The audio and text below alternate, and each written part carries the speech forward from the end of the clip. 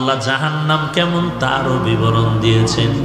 আজকে বাড়িতে গিয়া কাগজ আর কলম নিয়ে আয়নার সামনে দাঁড়ায় হিসাব মিলারে যুবক, তুই জান্নাতের পথে আছো নাকি জাহান্নামের পথে আছো? আয়নার সামনে দাঁড়ায় দেখ মাথার চুলগুলো নবীর তরিকায় আছে কি নাই। যদি দেখো নবীর তরিকায় নাই, কলম দিয়া লেখ চুলের ক্ষেত্রে তুই গুনাহের পথে আসো। আঙ্গুলের নখের দিয়ে তাকায় দেখ মদিনার তরিকায় নখগুলো কাটা আছে কিনা। যদি দেখো নখগুলো নবীর তরিকায় নাই, কলম দিয়া কাগজে পয়েন্ট লেখো তুমি নখের ক্ষেত্রে গুনাহের পথে আছো।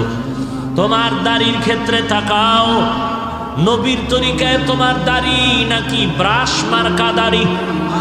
যদি দেখো নবীর তরিকায় লম্বা নাই, তুমি কাগজ দিয়া কলম দিয়া লেখো তুমি দাড়ির ক্ষেত্রে গুনাহের পথে আছো। গুনাহগারের জন্য জাহান্নাম। এবার দেখো তোমার পোশাক, এরপরে দেখো তোমার ভিতরের হালাত। নামাজ পড়ি, আমার ভিতর অহংকার আছে কিনা, এই ভাব আসে কিনা যে আমার মতো ভালো আর কেউ নাই।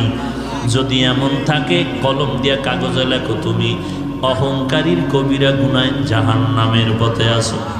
তোমার আমার অন্তরে এমন ভাব আসে কিনা যে আমি ভালো সবাই খারাপ, কেউ ভালো না, কেউ ভালো না, আমার থেকে কেউ ভালো না। কলম দিয়ে কাগজে লেখো তুমি অন্যকে হিংসা করার কবিরা গুনায় আছো লিপ্ত।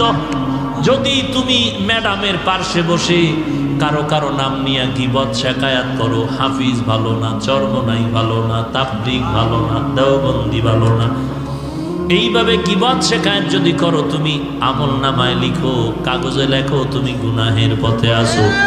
তওবা না করা পর্যন্ত জান্নাতের আশা করাটা যাবে না।